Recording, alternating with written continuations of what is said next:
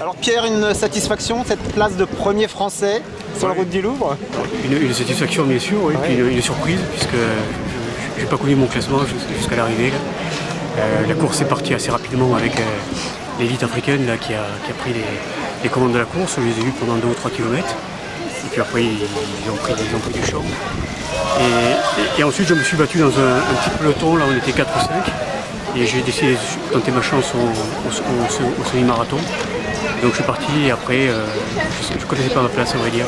Juste au 35e, au 40e, quelqu'un m'a dit que j'étais le premier français. Donc voilà, je suis, et ça m'a été confirmé à l'arrivée. Alors quel coureur es-tu? À ton petit accent, on dirait que tu viens du sud. Oui, je viens de l'Aveyron, je suis de Rodez.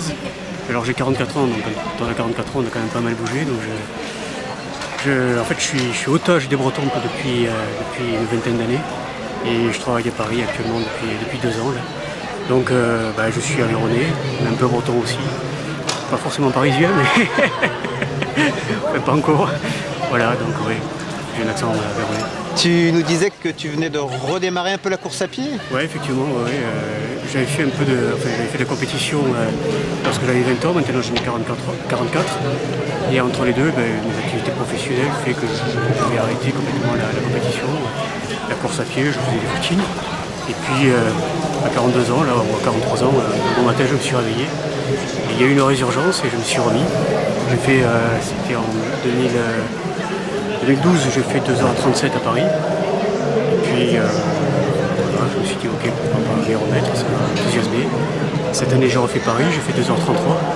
Et là je ne connais pas mon temps exact, mais je pense que je suis autour de 2h37.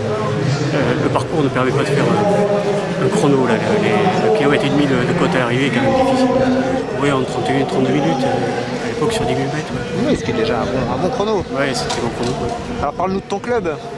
Alors, Millau, en fait, un peu compliqué parce que j'habite loin de Millau. Il se trouve que je suis très ami avec Robert Hurt, qui était une référence avéronnaise du marathon, 2h21. Et c'est lui qui m'entraînait quand j'étais beaucoup plus jeune. Et puis, donc c'est le SOMIO. Oui, SOMIO. Et puis reprenant le marathon, on ne s'est jamais quitté. On est devenu amis évidemment avec le temps.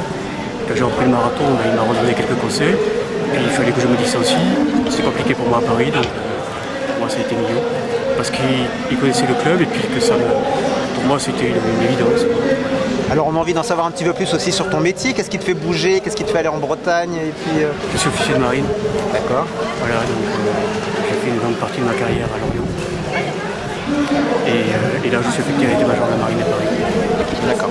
Boulot plus sédentaire. Donc, alors ça fait quel grade ça? Je suis capitaine de frégate. C'est lieutenant-colonel de l'armée de terre. Habitant à Paris, c'est pas toujours très simple de vivre dans cette ville où tout va vite, où il y a beaucoup de monde, quoi. C'est de stress. Mais quand vous faites le marathon de Paris, vous découvrez par exemple une population parisienne qui est extrêmement chaleureuse et qui vit avec vous votre marathon et vous êtes tiré par tout un tas de personnes qui. Voilà, Et là, vous vous attendiez à un tel succès ou pas? Non, je ne m'attendais pas à faire en premier français à vrai dire, là. Mais je ne m'attendais pas aussi à voir autant de monde à l'arrivée. C'est une belle course.